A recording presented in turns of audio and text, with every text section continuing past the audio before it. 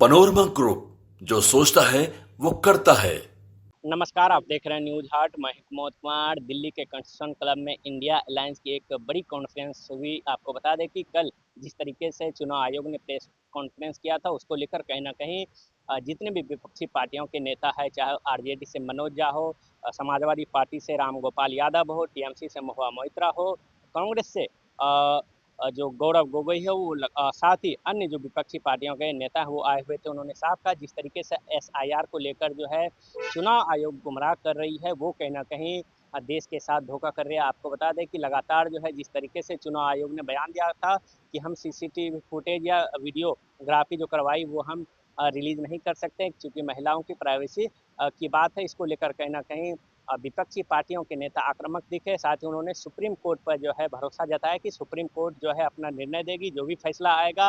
साथ ही supreme court ने साफ निर्देश दिया है कि 65 लाख जो मतदाता के नाम काटे गए हैं वो जो है चुनाव आयोग की वेबसाइट पर जो है प्रकाशित की जाए, ताकि ये पता चल सके कि किस मतदाताओं के नाम कटे हैं, किन किन मतदाताओं के किन वजहों से कटे हैं, ये जो है साफ तौर पे पता चल सके। दूसरी तरफ मीडिया के सवालों का जवाब देते हुए मनोज झा ने साफ कहा कि बिहार में विपक्षी पार्टियां बायकॉट नहीं करेगी चुनाव का, चूंकि ये चुनाव का मामला है, पब्लिक का मामला है।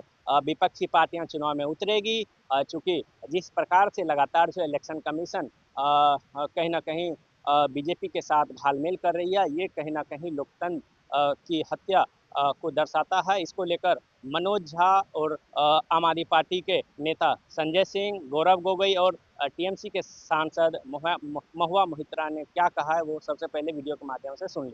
जो हमने बातें की थी, जो तेजस्वी जी ने कहा, उसका संदर्भ ये था।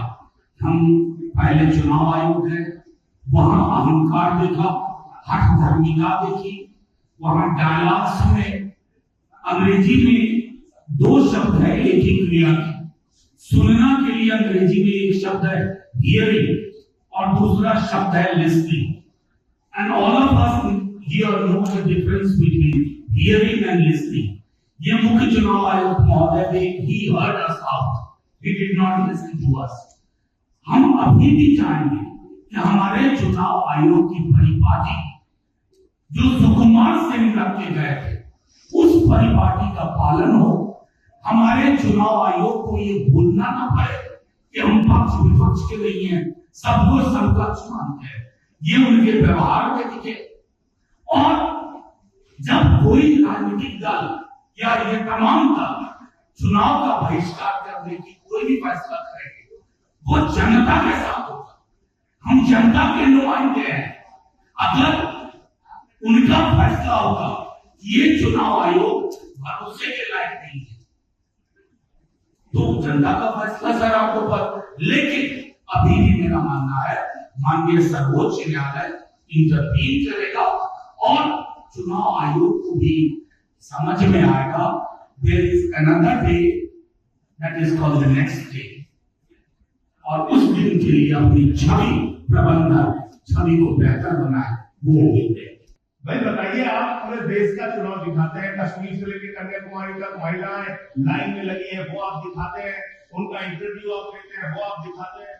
45 दिन तक आपके खुद के नियम में आज भी लिखा हुआ है कि आप सीसीटीवी फुटेज देंगे तब प्राइवेसी बंद नहीं होगी। तो इसलिए आपने सरासर झूठ बोला, सीना ठोक के कल झूठ बोला। चुनाव आयोग ने कल पूरे देश को ये बताने का काम किया कि वास्तव में उन्होंने भारतीय जनता पार्टी के साथ मिलकर चुनावी घोटाला किया है और चुनाव को प्रभावित करने का काम कई राज्यों में किया है। वही खेल आप बिहार में करने जा रहे हैं। दिल्ली में आपने खुलेआम ये सारा काम किया है। तो मैं सिर्फ इतना कहना चाहता हूं कि आप जांच से बचिए मत, जांच कराइए। जो तथ्य आपके सामने लाए गए हैं अब तक, जिन राज्यों के अलग अलग राज्यों के तथ्य आपके सामने लाए गए हैं, जब तक आप इन सबकी जांच नहीं कराते, आपकी निष्पक्षता पे आप कह रहे हैं ना हम समकक्ष हैं, न पक्ष न विपक्ष न समकक्ष। आपको अगर अपने आप को निष्पक्ष साबित करना है तो पूरे देश में जहां जहां बड़ी शिकायतें आपके बारे में मिली है, आप उसकी जांच कराइए और कार्रवाई कराइए, वरना आपको हमेशा ये कहा जाएगा कि आपके नेतृत्व में वोट चोरी हुई है और आपने घोटाला किया है। उनको हिंदुस्तान में रहने का हक नहीं है। वो जो सुप्रीम कोर्ट में गए थे उन्होंने कहा था कि मैं जिंदा हूं अब वो बांग्लादेश जाएंगे क्योंकि वो घुसपैठ किया, बीजेपी कहते हैं वो घुसपैठ किया। एक आईएएस अधिकारी है व्यास साहब रिटायर्ड आईएएस अधिकारी है, पति पत्नी दोनों के नाम काट दिए गए। अब वो घुसपैठ किया, वो डिटेंशन सेंटर में रहेंगे, वो बांग्लादेश जाएंगे। अब देश को आपने तमाशा बना रखा। आप कह रहे हैं चुनाव आयोग को वोट चोर कहना संविधान के खिलाफ है, वोट चोरी करना संविधान के मुताबिक है। वाह भैया, वोट चोर कहना संविधान के खिलाफ है, वोट चोरी करना संविधान के मुताबिक है, वोटर लिस्ट में भ्रष्टाचार करना संविधान के मुताबिक है। आप कहते हैं शिकायत नहीं की गई आपको। मैं दिल्ली का उदाहरण बताता हूं। दिल्ली में केंद्रीय मंत्रियों के घर पे 33 वोट बने, 25 वोट बने, 22 वोट बने, सांसदों के घर पे 15 वोट बने। मैं खुद केजरीवाल जी के नेतृत्व में जाके शिकायत हमने लिखित रूप से दे के आए थे। कोई कार्रवाई आपने नहीं किया। आपने नई दिल्ली विधानसभा क्षेत्र में 42,000 वोट काट दिए, 42,000 वोट चुनाव शुरू होने से पहले। 14 विधानसभाओं में भारतीय जनता पार्टी के कार्यकर्ताओं ने हजारों वोट टकराने की एप्लीकेशन की। ये सारी लिखित शिकायत, मिलकर शिकायत, अनुरोध करके शिकायत, बार-बार कहकर शिकायत हम लोगों ने चुनाव आयोग को जाकर की। आज तक कोई कार्रवाई आपने नहीं की। तो ये बार-बार जो ये जांच से कतरा रहे हैं, स्पष्ट सवाल का स्पष्ट उत्तर नहीं दे रहे, घुमा फिरा के बातें करते हैं प्रेस वार्तालाप में, प्रेस नोट के द्वारा। मुझे लगता है कि चुनाव आयोग ही आज चुनाव आयोग का शत्रु बन चुका है। चुनाव आयोग का कर्तव्य है कि आज के समय में वो अपनी विश्वसनीयता को बढ़ाए, लेकिन आज मुख्य चुनाव आयोग जो चीफ इलेक्शन कमिश्नर है वो ही सबसे बड़े चुनाव आयोग के शत्रु बन गए। एक संवैधानिक पद पर बैठे हुए एक जिम्मेदार अफसर की बात हम नहीं सुन रहे थे। शायद कोई बीजेपी के प्रवक्ता की आत्मा उनके शरीर में आ गई थी और उसकी आवाज को हम सुन रहे थे।